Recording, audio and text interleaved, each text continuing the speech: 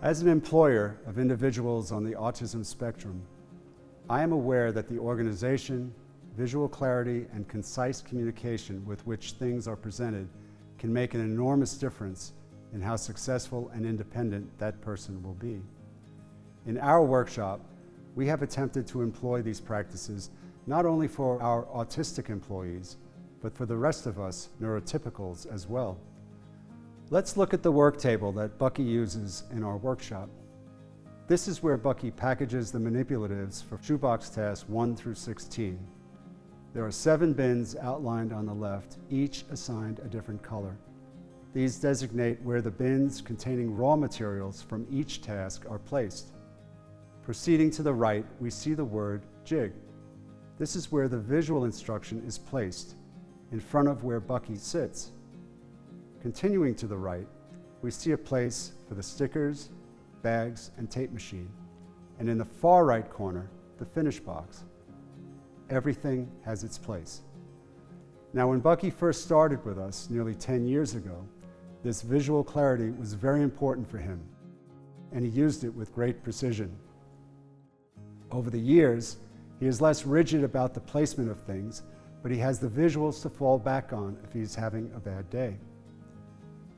Recalling our 4 important questions from a previous video. 1, how much work is there to do? 2, what is the work? 3, when is the work finished? And 4, what happens next? When the autistic worker can answer these 4 questions themselves, independence is a given. Let's see how this work table, along with the worker's schedule, will provide answers to each one of these questions. Looking at Bucky's schedule that has been organized by his coach, we can see that he has 4 tasks to package. That answers the first question, how much work is there to do? Going from top to bottom, task 2 is first, then 32, 4, and 24 Velcro canisters. Except for Velcro canisters, each task has a set of colored discs that will match the bins containing its materials needed for packaging. Let's do a run-through to see how this process works and how the 4 questions are answered. Removing the number 2 from the schedule, I go to the unit where task 2 is stored and match the number. Going left to right, I first remove that brown disc, matching it to its mate on the bin, and bring the bin over to the table, setting it in the outline of the same color. I will do that with the blue disc, then the orange disc,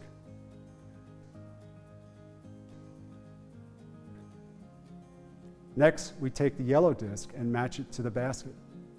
We bring it to the table and place it in the far right corner, removing the jig and placing it in front of Bucky's chair.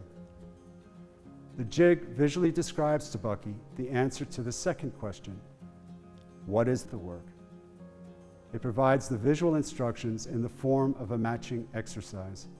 Working left to right, I first match the 6 blocks, then the lid with the cross cutout, and finally the lid with the square hole. Matching a bag to the outline, I make sure the opening is on the top. Next is putting a label on the bag. You'll notice that there is a label in place beneath the bag for an easy match. The labels are filled out by the coach if the worker is unable to do so.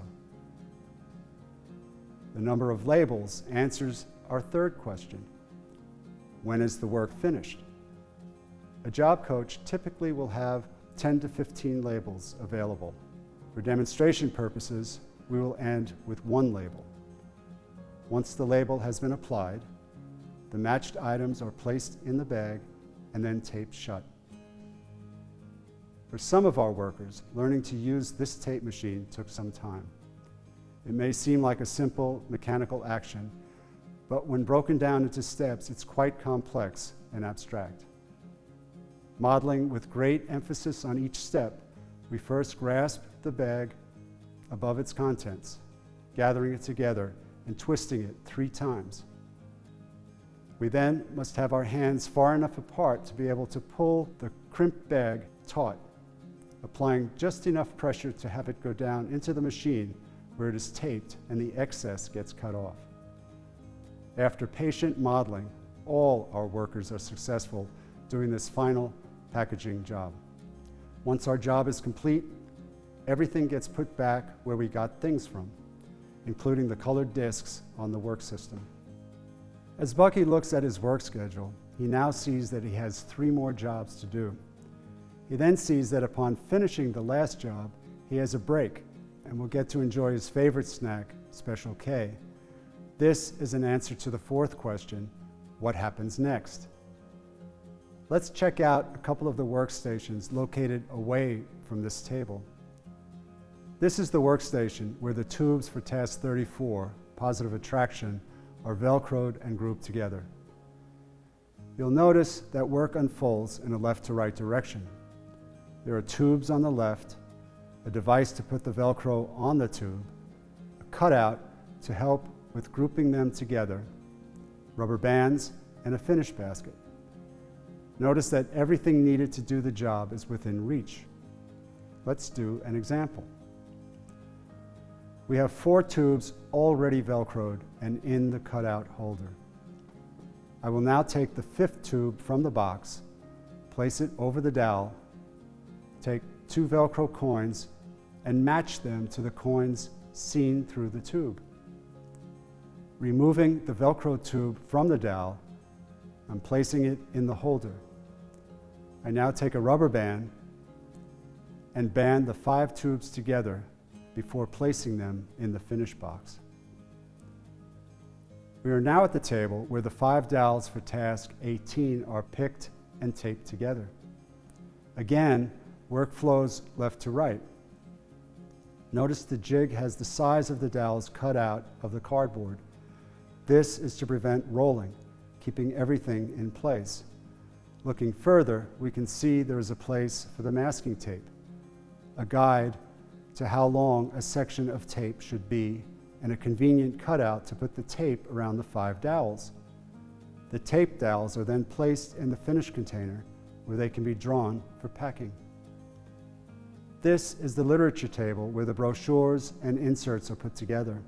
Once again, we have a left to right progression with the finish container on the far right. Models are used for reference when the worker is putting it all together. Arrows are used to designate the successive steps taken to the finished containers. Our light table is perhaps our best example of making a job requiring abstract judgments into a concrete matching exercise that we all benefit from.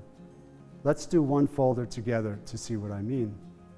Our goal for this blank folder is to put 3 strips of Velcro on the left side and 6 Velcro coins on the right side.